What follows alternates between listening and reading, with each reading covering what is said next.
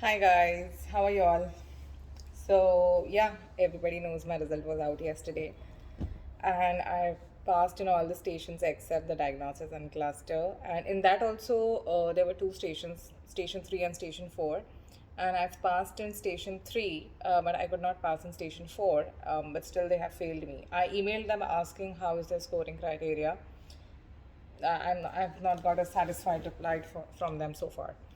So, anyways, a lot of people have, first of all, thank you to all of you. I mean, so many of you have messaged me, like on Facebook, on my email, on my Insta, on my WhatsApp, and so many of you were like, we were really hoping for you to pass, and whatever happened, and they felt disheartened that what will happen with them. Don't be disheartened. See, it's just a number of attempts. I know many people who have passed in their third, fourth attempts, and but it takes a while. It's financially, mentally, emotionally exhausting. But you do pass, so don't be disheartened by my result. I am like, I'm happy. My family is happy. They were like, you passed in all the 15 stations except one. And if ADC can't see the overall performance and they still want to fail you, then that is not fair on their part. Plus, what I was upset about was they don't tell you why you failed. Like, I don't think so. I've made a mistake. Like, if I pass in all the 15 stations, like, what major that bad mistake I must have done in one, and but still they don't want to answer. So yeah, which makes you of course think that it's a money making business, which it is. But yeah, but they do pass, so don't be disheartened. Okay, if your aim is to clear ADC because you are staying in Australia, you have your PR, and there is no other way you can do the job, then yeah, you have to go through this exploitation process by ADC. Don't give up. Just go ahead and give the exam again and again until you clear.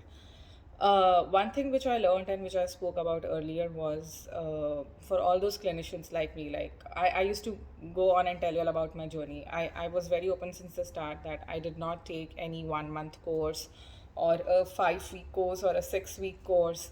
I just went for 12 days earlier, learned the basics, practiced in my clinic, again practiced 1 week before the exam, and then gave it. So but I used to practice in my clinic for good. I started practicing from December end, so December end, January, February, March, April, yeah, till April end, and the May starting week, I went to Australia for like 12 days, out of which 8 days I was practicing almost 10 hours a day, the technicals part. And just 1 day before my exam, I did the skilled OSCEs, and I passed in all my skilled OSCEs, all this four stations, 7, 8, 9, 10. I passed in all my technicals, 1, 2, 3, 4, 5, 6, all the preparatory tasks and all the this thing, restorative tasks. So take this good thing about from my exam, that if I could clear my technicals and skilled OSCE, infection control, effective communication, whatever, uh, by following this route as a fully practicing clinician of almost 5 6 hours a day in the clinic. And by God's grace, I have a busy practice, so it's always 8 to 10 patients a day.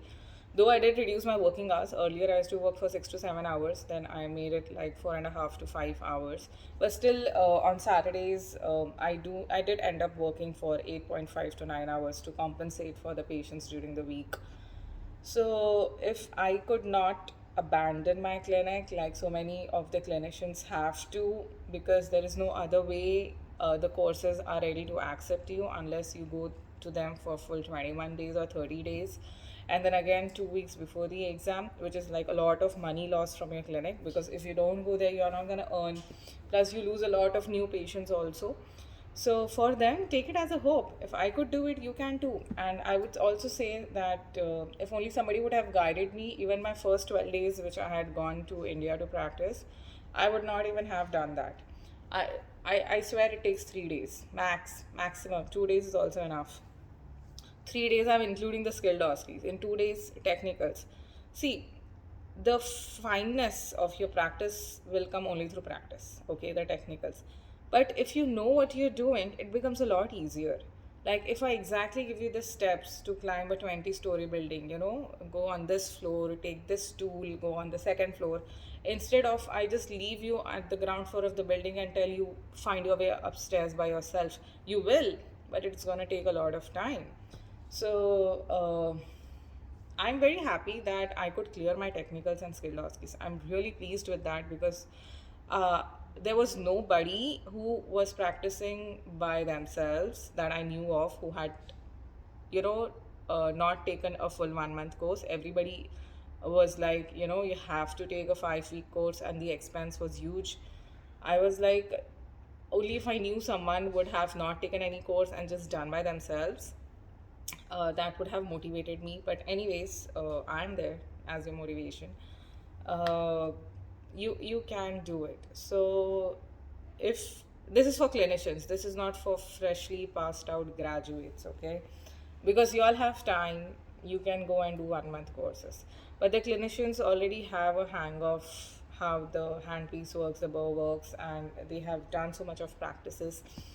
uh, if I get sufficient number of candidates who are willing to come just for 3 days, I'm happy to teach you the technicals, the demos. And my way of working would be, I will do one step and I will make you do that right there in front of me.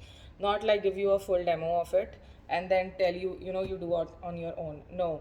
I firmly believe you see, you practice and do it yourself, then only it stays in the mind. Instead of me showing you the entire task for 1 hour and you forgetting the steps where and what to do.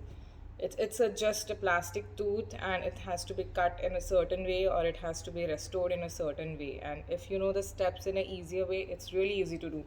So at least the technical parts would be taken care of, which is the headache for most of the candidates. And once you get the hang of the steps and you do it in front of me, you can just go back to your clinic and keep practicing. And just a week before your exam, take some classes out there in Australia for mock practices, just so that your hand is in motion, and then just go and give the exam. So you'll save ton of your money, honestly. I mean, only if somebody would have helped me out that way, but it's okay. I can't complain of change unless I'm willing to change. So there's no point if I keep on telling you all, you know what, you should do this and you should do that, and when I have the ability to promote that myself and I don't change, then it's not fair. So I would like to practice what I preach. But then only, like I mentioned, I need sufficient number of candidates, meaning at least 8 candidates who are willing to do so, because a lot of logistics will have to be arranged from my side. This is just trying to help, okay? That is one part. Skill doskies, max 1 day you need to practice. It's nothing major. You just need to be very calm in your exam during the skill dosky. Those 10 minutes are your minutes. The examiner is not saying anything to you, is just observing you sitting right on top of your shoulder. You just mind your business as if you're doing in the clinic, remembering the steps of what they want. What you must read very nicely is the infection control protocol, and you should be confident about managing it in case you falter somewhere. And faltering means you dropping somewhere or accidentally touching somewhere where you're not supposed to. So then immediately you should know how to manage that complication. Okay. Now once you are thorough with infection control, you will be like 80% confident. Okay. So yeah, do that. Coming for my part 1 candidates, I'll be releasing, I already gave you all mock 16, right? I'm adding more questions to it. The other day I was just searching resources from where these questions are asked, because of course nobody is going to sit down and break their heads and making up the questions. So definitely there has to be question bank that is existing somewhere out there. Not exactly the question bank of the ADC I have. No, I don't have that. But similar questions I could find. So I'm putting that all in mock 16, 17, 18, which I would be preparing. And I've got a lot of questions, honestly. And the 16 that I've just released for my enrolled candidates, they know about it and they were very happy about it, right? So yeah, I'll keep working hard on that. Yes, my ADC journey is over, and I know a lot of you all have asked me to give it again. See, I'm not afraid to give the exam, but I should know what mistake I have done. For example, I'll tell you. See, this is not my first exam in life. I have given my All India postgraduate exam, which is one of the most toughest exams ever because there are more than 1 lakh candidates appearing and there are only 100 clinical seats, 100 government seats. 50 of them are clinical. So technically, if I want to take a clinical branch, I have to rank in the first 50. So in my first attempt, I scored somewhere around 500 and 600. Definitely, I'm not going to get the seat. So I didn't give up. I just started working as a part time somewhere. And 4 months before the exam, the entire year, I was just analyzing what mistake did I did in my first attempt. I understood my mistakes, okay, because it's a scoring exam. So definitely, if I have not scored well enough to come in the first 50, I would not. So, and after the giving exam, I knew which questions I had marked wrong. Okay, I knew where was my mistake. So in the second attempt, I just rectified my mistakes and I scored 42nd rank and I landed up with pedo in Bombay, the only college Nair hospital which gives in entire Maharashtra through AIPG. And I could manage to get it. So by God's grace, of course. I did work hard. I studied like 14 hours a day. But I knew my mistake, okay? So I did not do that again. Now with ADC, I just don't know my mistake. So I know you people are asking me to go ahead and give the exam. Now you see, if out of 16 stations, I'm passing in 15, I failed in one. If I knew what was my mistake, I swear I would have gone and done it again.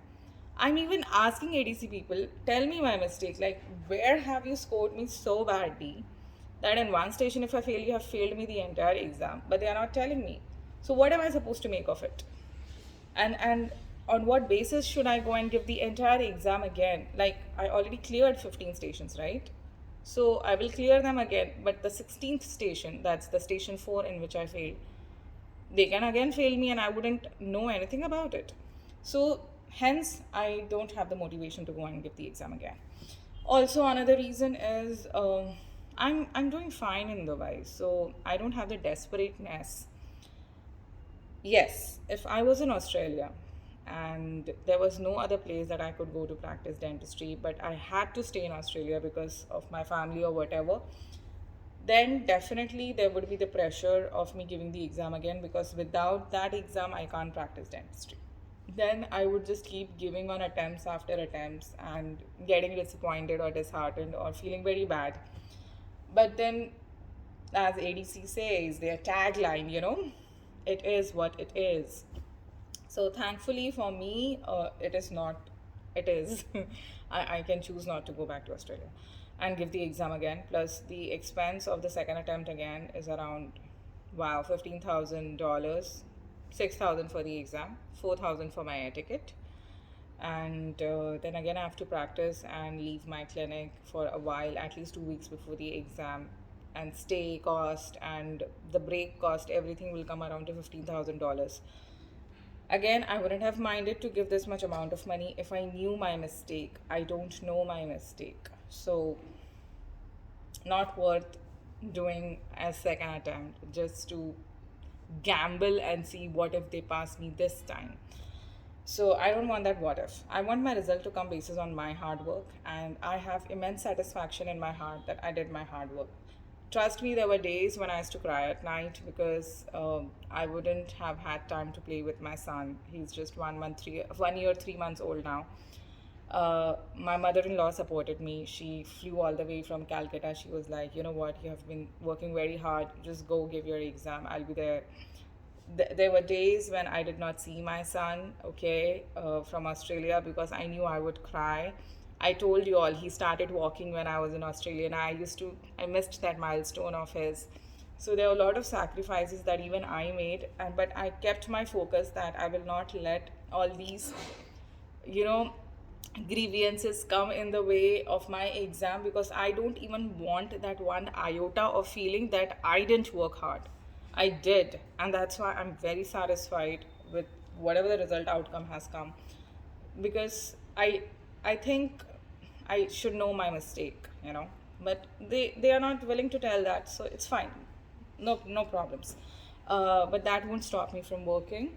That working as in that won't stop me from helping I will keep my word and I'm going to give out all the notes. And I really want all those clinicians who have the hopes to give the exam and manage everything else, you know, their family, their clinic. Please do so. Please don't abandon your clinic just to do a course of 1 month. What happens in the courses? Okay, for all those part 1 candidates or the newly enrolling part 2 candidates, what do you think happens in the course? There is a batch of 8 or 9 students. There's one mentor. That mentor will give you demo for 1.5 hours and give you the steps, okay? And then they will ask you to practice that task for 2 days. And the mentor will just keep on coming and supervising you. That's it. So that you can do by sending the pictures to your mentor after you have practically done one step in front of the mentor. So when you are in a batch, you just get the demo together. The mentor will not sit down with you and see each of your strokes, how you're doing it, because they have 8 to 9 candidates and plus they are running classes. So unless a mentor is personally involved with you, you won't get a personalized attention. You will just do your task, you will show, and that's about it. So this continues for a period of 21 days or 30 days, whatever, because they will give one demo, then on the third day they'll give other demo, fifth day another demo. Then again you have to practice and you have to show that you can complete the task in so and so hours. And after you are done with all that, you still have to go back to your clinic and keep practicing. Because if you don't practice even for a week, the hand motion goes and you become a little slow, and there is a deadline in the exam. So it's like a lot of practice has to go on with that. So that is what happens all around the world in the courses. But like I said, I didn't do all of that. And my major practice came in my clinic when I used to practice at my piece. My first crown prep took me 1.5 hours, which I got it reduced to 50 minutes. Eventually, by my own practice and sending pictures to my mentors, how it is that, and my own assessment eventually at the end. At the end, I even stopped sending them pictures. I was like, you know what, let me only assess. Because when I used to do my own assessment, I was like, okay, I know what mistake I've done, because the rubrics are very clear in technicals. And there is something which you can see. It's not like communication or ski where even though you're following the rubrics, there is no recording. Like how in IELTS exam they have a recording device, when you are speaking test. I think the ADC should do the same, so that if a candidate like me feels it's unfair, they can just listen back to the recording and see if I've actually done a mistake or not, and tell me where I've done a mistake. But no, they don't want to do that. So anyways, so this video is majorly for all those clinicians. Don't lose hope. If I could clear my technicals by practicing in my clinic and with just few days of proper demos, you can do it too. So take this positive outcome from my exam and soar in your life and have a very successful life. I will still continue to guide. I'm always happy to help. I can't expect the world to help if I'm one of them not helping, right? It's like be the change you want to be, and I'm all for change. So yeah, have a nice day.